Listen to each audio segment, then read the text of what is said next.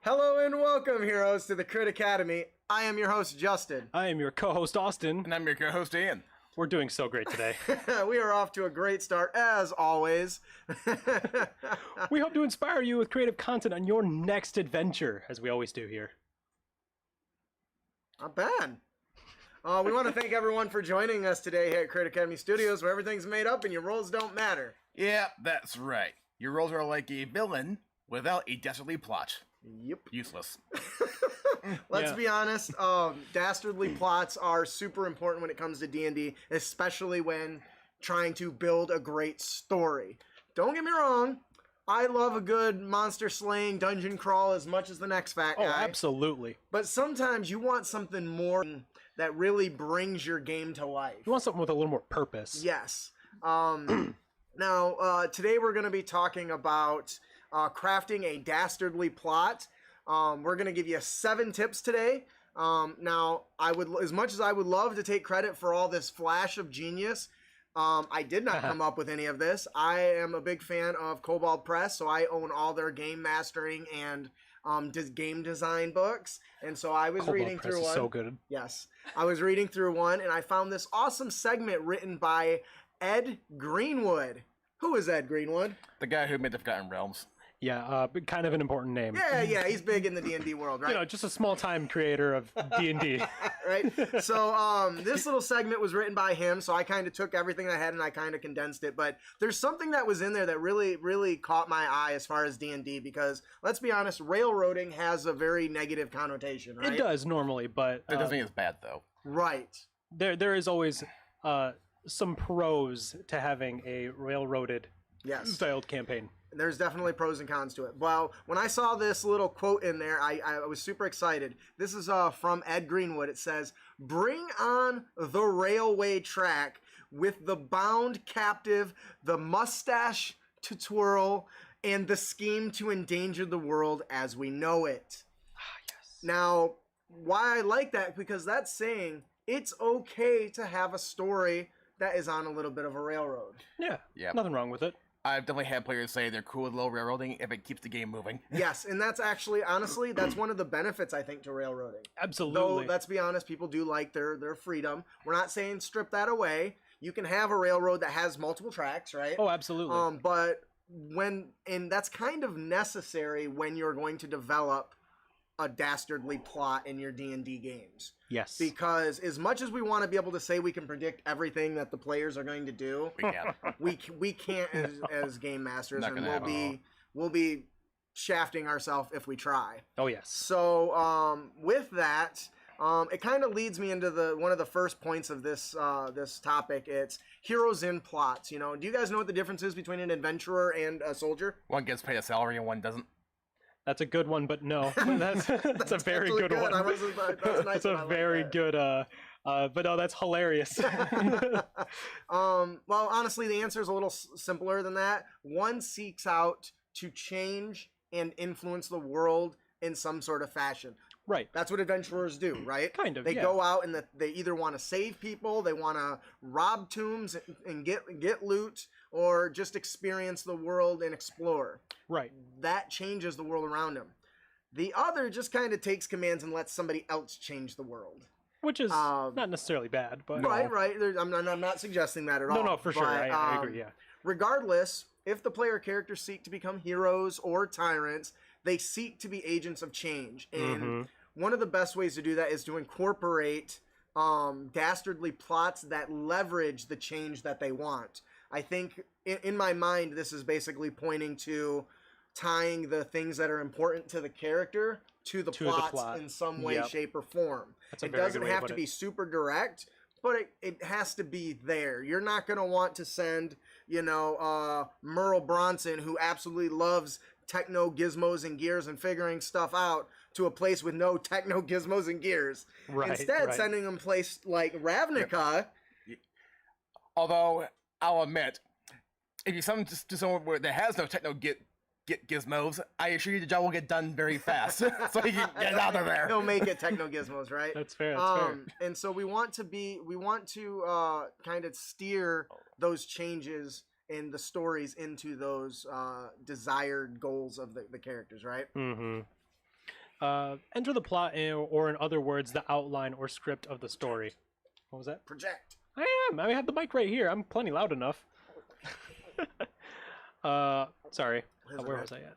Or script of the story. Often a book, movie, or similar medium. Depending on the skill of the writer and forethought placed into it, may be convoluted or it may be festooned with diversion and subplots within. In the end, there is generally an overarching plot. Yeah. Usually, there's a giant theme going on. Yeah. I want to touch on something before you go into the next point. And Matt said Austin was loud enough. What? And Matt said Austin was loud enough. I was actually, yeah, that's fine. So with so here we're talking about outlining a script as a story driven, campaign or whatever tool you're using. It's okay to have convoluted stories. As long as you plan to do something with them at some point. Movies have plot holes, books have plot holes. It happens. It's okay. Because you might decide, I've got all these ideas. Oh, the players turned out they're not interested in that. You're going to end up with a convoluted story as you're trying to figure out what they're interested in. That is okay. Mm-hmm. Yep. And unlike a novel or a movie, where the goal is to entertain, but here there's only one writer who lays out the plot and string events together. And that also includes like the role-playing plots can get not only to help choose the events to engage in, they can alter it significantly. Yeah. Shaping the unfolding story is the core of D&D. Yes. We can't stress that enough. Yeah, no kidding. And that's why you, as a dungeon master, as a game master, as players, have to be, kind of flexible. So there is, and I mentioned this when we started, there's much satisfaction in slaying monsters, looting treasure, discovering secret lore and locations, but these can often be forgettable. Unless, of course, you pull the sword of Zariel out and use a plot point to completely shape it into something else for your selfish, greedy needs. Oh, yeah, that was something. Let me tell you. Hey, you allowed it. That's all I'm saying. But what makes memorable moments and lasting satisfaction in role-playing is when the player feels their characters have achieved something meaningful. Like corrupting the sword of Zariel. Yes, you bastard. When their actions change the world in some way. That is why it is critical when you're designing your Dungeons & Dragons stories and campaigns to ensure that the plots must be flexible. Keeping this hidden from your players lets them feel as if their characters are uncovering the plot, not the player. This is something I really, really struggle with, and so it meant a lot to me because it's very hard to do. It's hard not to want to talk to your players and sneak in, hey, I'm thinking about this. Hey, I want to do this. Hey, I want to do that. What do you think about this? But in order to craft a dastardly plot, you need to restrain that. Find a spouse, another friend who doesn't play D&D, somebody that you can vent to. Or someone not in the same group that also plays D&D. So they can be like, yeah, I like that. Yes, you want to really get that off your chest. Yes. Because that's really going to be something that's meaningful. I know that when I watch a movie or read a book and I figure something out ahead of time, that's super exciting for me. And as a player, it's the same way. Mm-hmm. When I make a connection as a player and a character that nobody else thought of and turns out to be the thing, that is like crazy exciting and really gets me involved as a player. And as a DM, it's very rewarding when the players make those connections, or if their characters roll a d20 and learn a little piece of lore and gradually put it together, whether it's the player or the character. So, with all that being said, today's topic is 7 tips to help craft dastardly plots for Dungeons & Dragons. Right. So, Austin, what is a dastardly plot? So, what the villains are up to make up the dastardly plots that provide resistance to PCs in most fantasy role-playing campaigns, forcing them into adventures, and are the plots that concern us there. Pretty much any scheme hatched by a villain, no matter how big or small, that is designed to help prevent the characters from potentially stumbling into or stopping the same villain scheme that is underway is considered a dastardly plot, at least according to Ed Greenwood, which, Right. probably a good word of advice. Guy knows his stuff. Yeah, kind of important. The guy was a librarian, too, for a while, so... Yeah, Really? Yeah. I did not know that. That's pretty interesting. He's done a lot. Well, that's what he was before he got into writing. I had the privilege of being on an interview show with him. Nice. It was super exciting, and I was really trying hard not to fanboy. But anyway. He looks like a wizard. He does look like a wizard. He does look like a wizard. So smaller plots that linked to a much larger plots tend to last longer and have much more influence on the gameplay as a whole. Would you agree? Oh, Yes. absolutely, yeah. Because they're kind of layered like an onion or an ogre, I guess. The plots become, interconnected and require the heroes to spend more time uncovering each strand to understand how they are connected. And defining what a dastardly plot is just the start.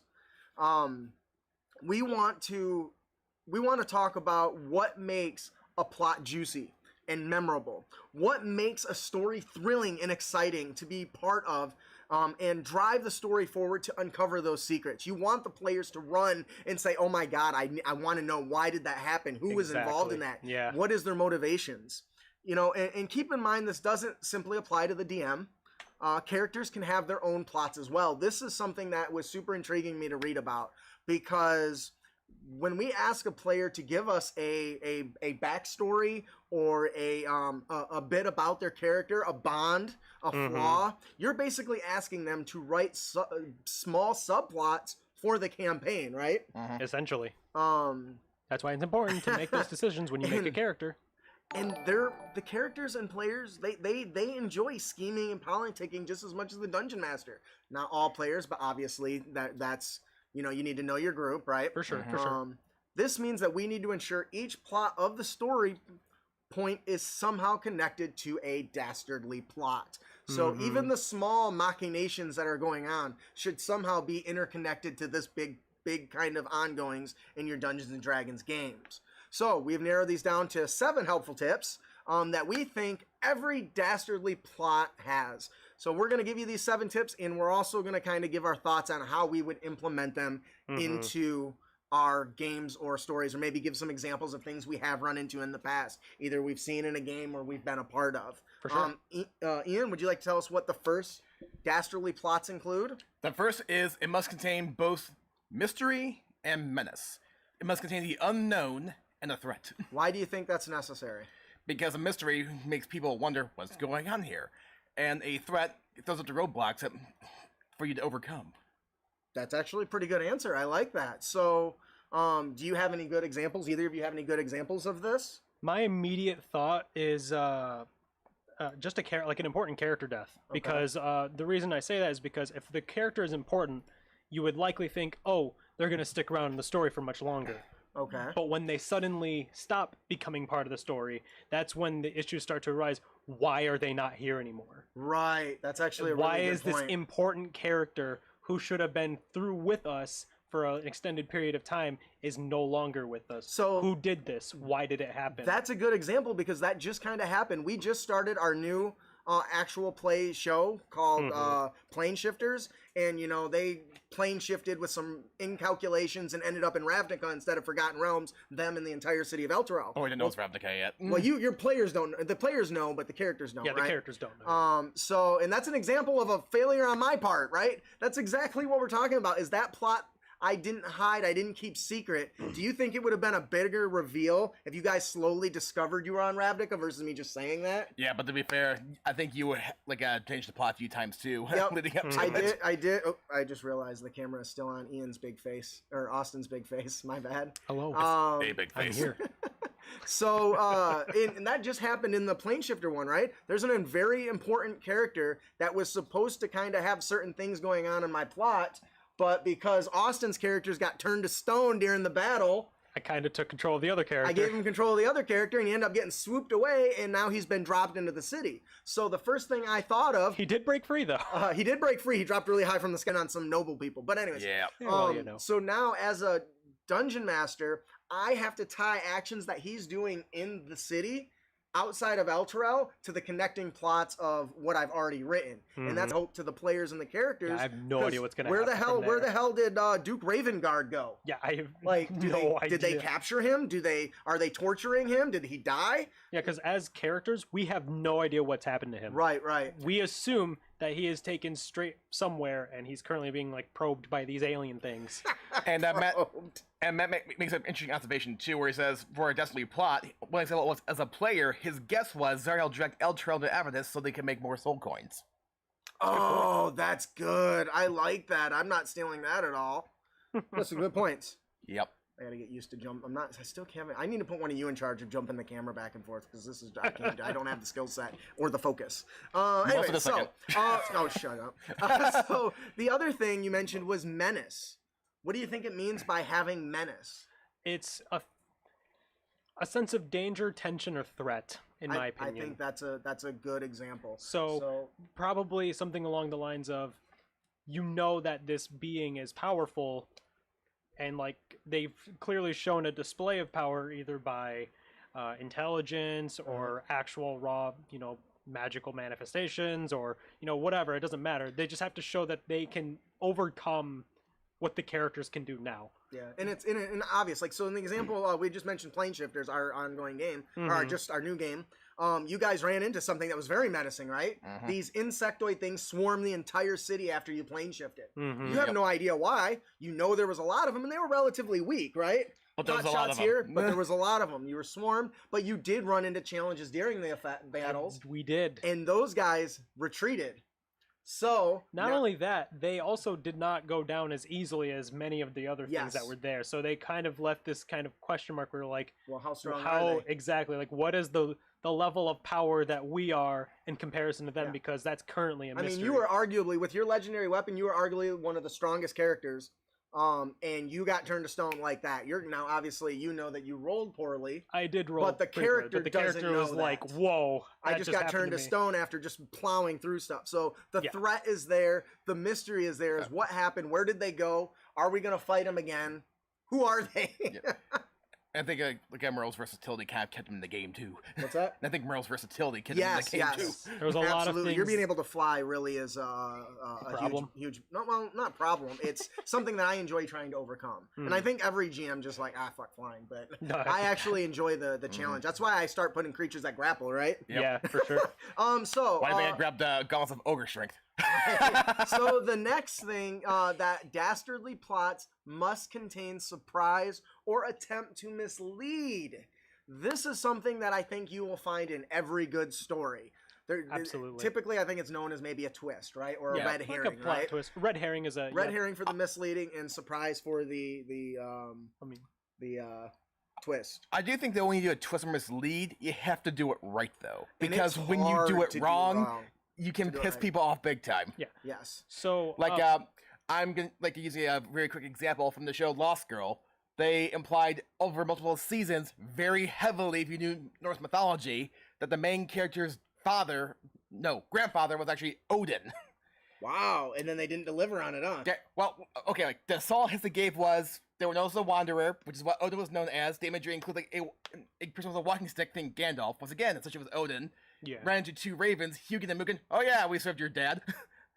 Wow. And then they even mentioned those are the birds, right? Yeah. They even mentioned the army of the fallen warrior of the dead warriors, Valhalla. Right. Then they made it Hades. Oh, see, that's a bad plot twist. And then it was like, wait, what? That's a little. that's a crappy surprise. Yeah. They try to fix it, and later says, "Oh yeah, we served as many pantheons over the years." Like I was in. This Egyptian guy at one point was like, "No, when you say they're Odin, you say they're Odin. You don't say Hades." Right. So another good. So that's a really good example of one done poorly. Yeah. And surprise can take on many forms. I would say finding out that there's a bigger, stronger villain is a pretty common one.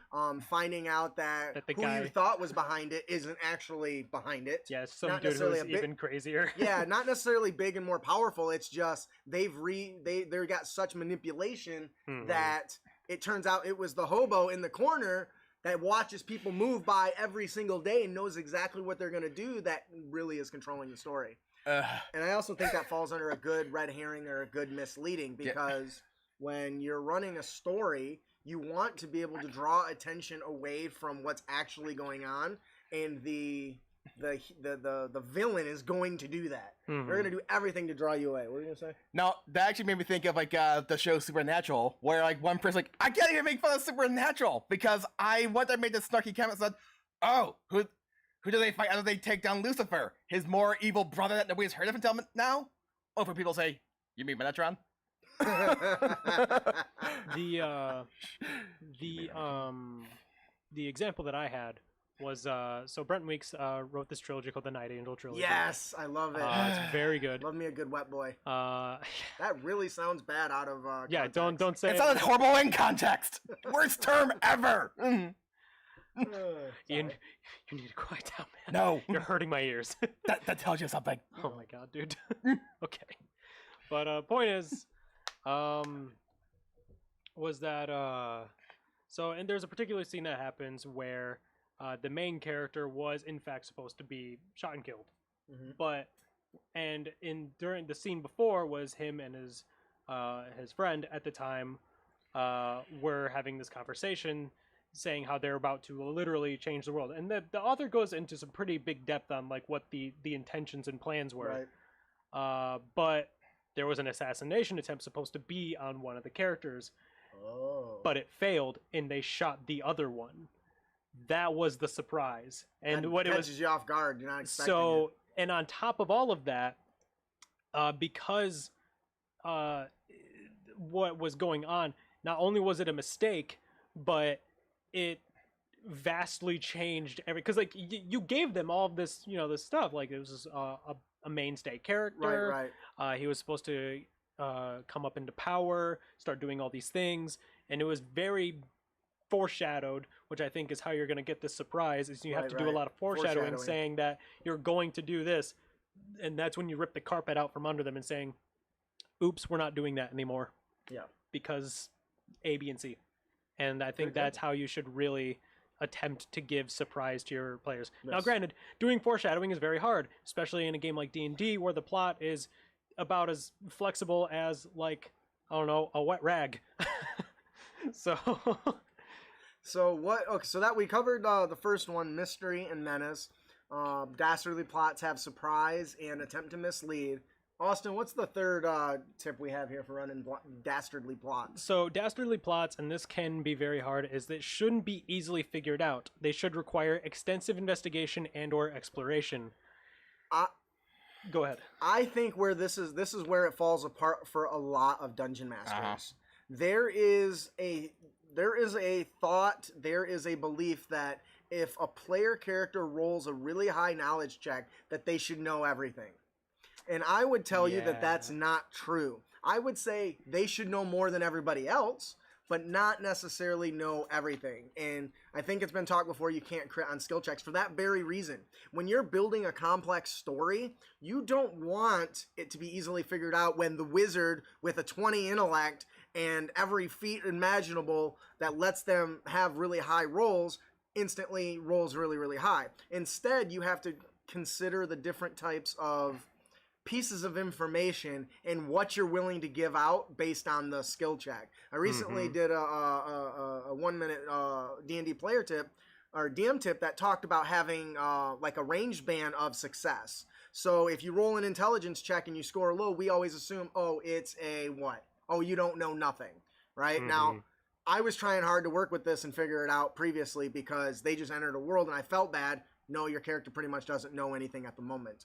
But generally what you want to do is, okay, they roll really low. They recall something that they heard rumors when they happened to be passing by in one of the inns that some muggings were happening on the north part of town. That's a different type of history check than rolling a 10 and saying, yeah, you heard that you overheard something along the lines that there was some muggings on the northeastern part of town right outside of the blacksmith shop. Versus a 15 that might be they happen in the northeast part of town outside the blacksmith shops on, the night of the full moon. Those are the rumors you heard. So you can easily take... And then eventually you can even add more details saying, the exact blacksmith shop. Yes. That was... And so you can stretch that out based on checks to allow for it to feed the information to the players, but still not make it easy to figure it all out all at once. Because now you know exactly where it's at. You don't got to go out and ask more. Yeah. But you still don't know what exactly is going on. Yep. Yeah. So now you got to set up spy shops and watch and, all that stuff. I also do think it's worth mentioning, though, that sometimes the players, just by sheer dumb luck, figure out what happened right away. And don't be afraid to just give it to them, because like Yes. one example I can think of is there was one adventure that Well, players or player characters? yes, Okay, continue. that's another discussion. But anyway, That comes into the grounds of metagaming and what's too much. But I continue. Sorry. yeah. But anyway, I remember there was one game where the GM basically presented a puzzle, if you will, in front of us, and we figured it out within 2 minutes. But then the DM literally stonewalled us for over 40 minutes until he gave us the solution, which was the thing we figured out within 2 minutes. Yeah, and see, so that's a great example of somebody saying, "Hey, they figured it out, but their characters didn't, so F it." You need to go until your characters figure Which it is also a great way to piss off players. Yes, so you got to be careful of that. When we talk about it shouldn't be easily figured out, you should be okay with giving them more information if they do figure something out. Which actually I think. Okay, I could actually give a pretty strong argument too, though, that if the players figured it out from the information that the player characters were given, it's not really metagaming at that point. Okay. So, and I think that this kind of leads into the next one very well, that as a dungeon master or a game master, you should consider at least 2 or 3 contingencies in place for if, okay, what happens if the player characters figure this out super fast? What am I going to do? What are the 3 things that I'm going to do if this happens? If they know that it's going to be at, what did I say, during a full moon? Yeah. Maybe it turns out they were right, it is on the full moon. But it's only like every 3rd full moon or something like that. So you can build and plan for that. Well, what if they figure it out quickly? You know what I mean? And yes, but like you could also even say that, for instance, like they figure out the villain's plot, right? Well, if they figured out the villain's plot, how does the villain, like, what is the villain doing, and can they figure out that they know? Therefore, they can change the plot further. Yes. That's funny. I don't know if you happily rolled into the next plot point there, but it does talk about you should always include obvious or not some conspirators whose identities and whereabouts are unknown. So you're saying they figured out who the villain is and his plans, right? Yes. But he's got conspirators that now they know the plans, but they don't know who all's involved. And that can drive an interesting story too, because sometimes people are willing to partner with others who have differing opinions, but one set of circumstances allows them to align to achieve a specific goal. Right. And I think being able to take those contingency plans and tying them into conspirators who they don't understand or don't know is another great way to extend the complexity of a plot without diluting the value that the players have acquired in their seek of the investigation or whatever the plot, right? Right. What? I was actually thinking about like a huge plot twist at the end of season 1 for Durarara, an anime. Like They've been out for a while. Yeah, I vaguely remember. Spoiler alert. Yeah, short version. You keep hearing of this one gang, if you will, called the Dollars, which people knew existed, but people don't know much about it. Right. And you occasionally came across characters that say, "Yeah, I'm a part of it," but it would just come out randomly. You wouldn't. Yeah, and the show also followed like a plot.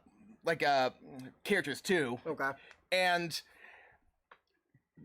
like basically the season 1 ended where they basically had like the showdown, if you will, in like a city square, and one character just like, I press this button, the people who are part of the dollars will appear, and you're like, yeah, right. They hit send, and then suddenly every single cell phone within the city block went off. See, that reminds me. Didn't something like that happen in John Wick too? Yes. Where he pressed the button and then everyone just kind of turns and is watching him. Yeah, he realizes that everyone around him in the square block is a fucking assassin. And so that point you just touched on covers quite a few of these different ones, showing that they're good stories. It talks about menace, mystery, misleading, surprise, and of course, the unknown conspirators. Because now everyone in the surrounding area, the market, was a conspirator of what's going on, showing just how big this is, tying back to the menace that's involved. You're like, we done effed up. Yeah. You know what I mean? That's a great idea for like if your players manage to figure out your villainous plot. Just say like, they say that out loud, right? Because of course the players are going to say that out loud. Like, oh my god, I figured it out, guys. I know who the bad guy is, and they say the bad guy's name, and then everyone's head in the entire building stops and turns at them, and realizing they figured it out. and they're like, "Oh, We've done goofed. you Yeah, guys right. know now. We can't let you leave now." And now every single person in this building has to kill the player characters Oh no.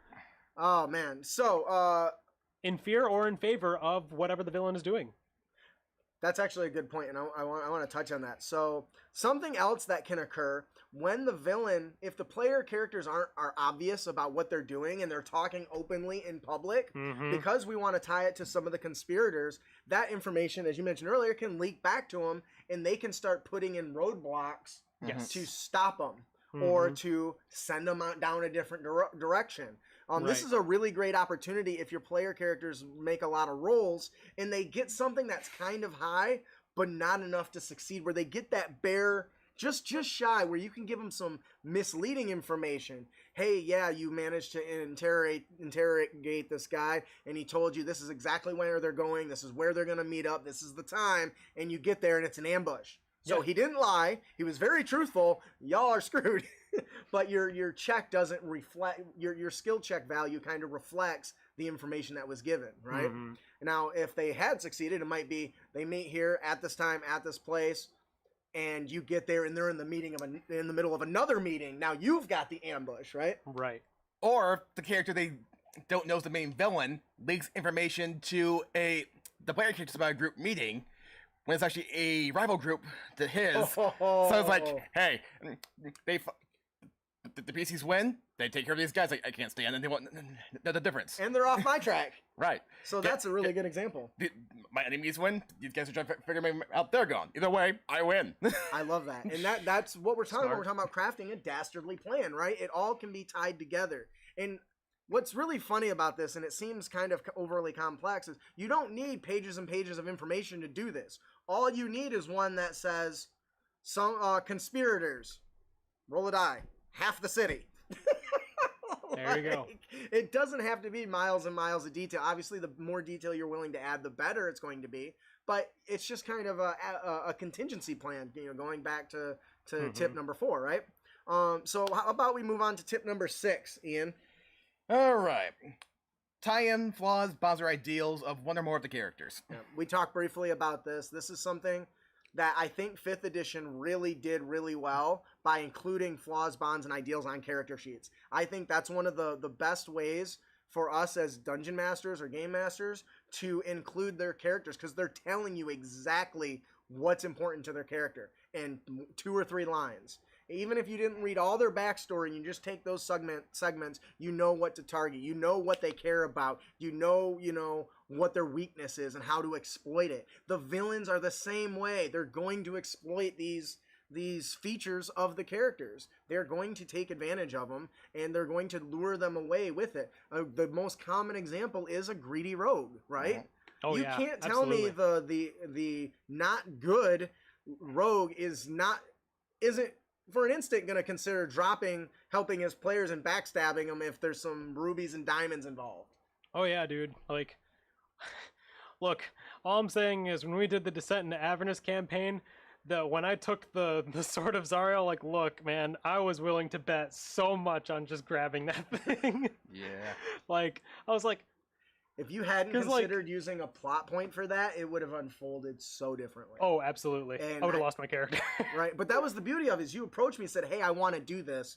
Can I do this? This is what my character would do. Here's his flaws. And I'm like, let's do it. Yeah. And it turned out really cool. Of course, now one of my players is walking around with a legendary weapon. But I was willing to accept that when I decided to do that. It's better than him walking around with an artifact weapon. Fair enough. Admittedly. So, in your dastardly plots, your villains will exploit the bonds, ideals, and flaws very, very much. I think paladins are one of the best ones to do. Oh, just to like rip and tear into their oaths. Yes, and just try to make them second guess their oath. Turn them into an oathbreaker. Yes. Force them. A villain would do that. Oh, absolutely. Because I wait for the day. not only can the villain bring one of the party members down to their knees, but they might even convince them to join them in some capacity. Because if only briefly. in my opinion, some of the best villains are the ones you're like, yeah, I can kind of see that and agree with that. And I think there's some paladins out there that ride that line. They're Vengeance paladins, I'm talking about you. Oh yeah, or the conquest paladins. Yes, I mean, like, those two are the battle hungry ones. Yeah, that are like, they ride that line, you know. So, and then of course, dastardly plots often include betrayal. That is probably one of the #1 things that we see in movies and books that really get people going. Is a betrayal. Not just any betrayal. Something that's tied to one of the characters' bonds or all the characters' bonds. Could you imagine if Duke Ravengard just betrayed all of us? I could. Yeah. And that's a big betrayal. If we were playing Planeshifters right now and old R. Ravengard was just like, yep, sorry guys. Look, my hands were tied. They basically said, if I turn you over, they'll keep my city safe. They'll keep my city safe. And you know what? You could not. Could you fault him? You couldn't fault him for that. Nope. And that's the type of dastardly plan and betrayal that isn't. It sucks and it's memorable, but you can see his point. Yep. Yes. I mean, and those are the things you want to tie into your stories when you're developing a dastardly plot. When it's close to somebody. I've had players who said, hey, I'm tired of this character. I would like to go with something different. I was wondering if you'd be interested in allowing my character to exploit my flaw and turn on the players. That'd be cool. And so we kind of brainstormed some ideas, and she decided she was with the enemy. We came up some reasons why that made sense for her character. When they all got into a room, they all went. She flipped a switch, locked them in there, and it started flooding with poisonous gas. And she said bye and left. That was what she had to do. Because she was trying to break her connection to one of the houses of the Drow. Oh, she was a Drow. So it aligned with her character. She hated being part of this house and whatever. And so that was the way out. And that was a betrayal nobody saw coming. Yeah. I mean, you're talking like 2 years of a campaign. Yeah. Could you imagine if Chiron, who is a vengeance paladin, because paladins are always riding that weird line. Running that line, yep. Could you imagine if at the last moment where we could have needed him in battle most, he saw the man he swore vengeance against. He had to leave. He is almost forced to leave, because if he didn't, he breaks his oath. Yes, that is amazing. Could you imagine? He had to be an oath breaker to save his friends. Could you imagine? That's such a weird, redeeming moment. Yes, that would be great. See, again, guys, paladins, work with them. They do great things. They're awesome because they ride that line. They're so good. Anyway, so dastardly plots are something every DM should consider running and incorporating. These aren't my words. These are Ed Greenwood. This guy's been writing a lot of content. He knows his stuff, and I'm gonna be honest. You just saw how much cool ideas we came up with just talking about these 7 dastardly plots. Think about what fits for your game, your story, which directions you want to go, and apply these techniques. If you're curious, you can head on over to critacademy.com/blog, and you can find the How to Craft a Dastardly Plot blog post with all this stuff in it. So, yeah. Want me to do? You guys got anything else before we move on? Oh man, if we keep talking, we'll be here all day. Yeah. I know. All right, so that'll do it for our main topic. Our 7 tips to help craft dastardly plans and dastardly plots in Dungeons and Dragons. Before we move on to our honor tips and tricks, we have a special gift to give away. We kind of moved it towards the middle section this time around, but don't worry, we didn't forget. Our RPG Fat Loot giveaway today is Whitaker's Well of Wondrous Items. You might have heard us say this maybe a couple times on the show. More than once. Maybe more than twice. I'm not just saying that because I wrote it either. No. Yeah. So, stuff. Whitaker's Wondrous Well imbues mundane items with powerful magic. Inside, you will find 3 generators for magic items. These can be used to spice up any game as instantly generated loot or to diversify the weapons of enemies.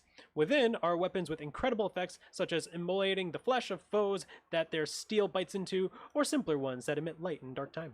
Love it. One may also find armors that can withstand the toxic corrosiveness of a dark dragon or the frigid cold of an ice mage. Finally, there lie potions that can still the mind of the drinker and solidify their inner walls to prevent prying charms or spells from peeking or interfering within. Use this book for it all. It is here to serve you. Man, whoever wrote this did a fantastic job, I gotta say. I really wondered. Hands off to him. If you just like that whole dungeon looting kind of like Diablo styled kind of ARPG thing, this is kind of for you. That's Path of Exile, baby. Bam! Path of Exile is another great example. Yep. But don't worry, our winner today for it is Green Bay Champion 1. Woo! Congratulations! You'll get that in the email this week. Fat loots. But don't worry. What if they didn't win?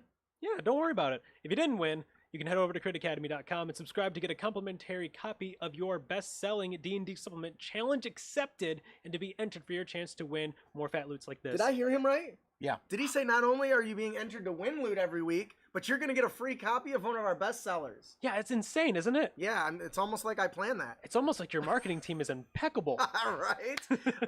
If you don't know, Challenge Accepted is I think it's a gold bestseller right now. I thought it had Electrum.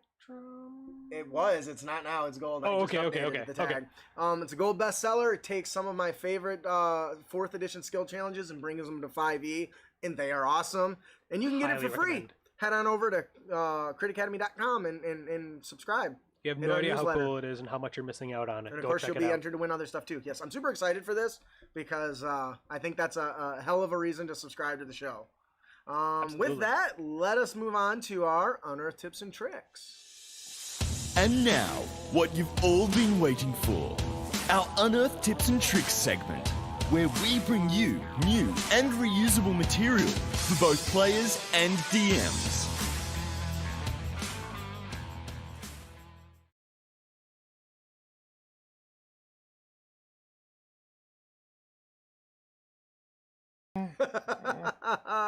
All right. I don't see anything highlighted. Austin, would you like to tell us our character concept today? Absolutely. So our character concept today is the Seducer. Ooh. I assure you my reputation is exaggerated, at least a little. But my reputation had to have piqued your curiosity, or you wouldn't be here, would you? No, I wouldn't. You can't keep away from romantic liaisons with the attractive and the alluring, or with those who relate to a particular fetish. Some weird fetishes out there. There's some strange If ones. it exists. And after practice, you're good at it, having slept your way through a dozen manor houses and noble villas. How mercenary are your seductions? Do you genuinely fall in love easily? Or is there always an ulterior motive? Always. Always. If the rogue's out there, always. Are you motivated by the sheer beauty of your parameters, the chase and conquest, or the fringe benefits of betting the wealthy and influential? Is there someone who got away, or someone unusually resistant to your charms? Do you know what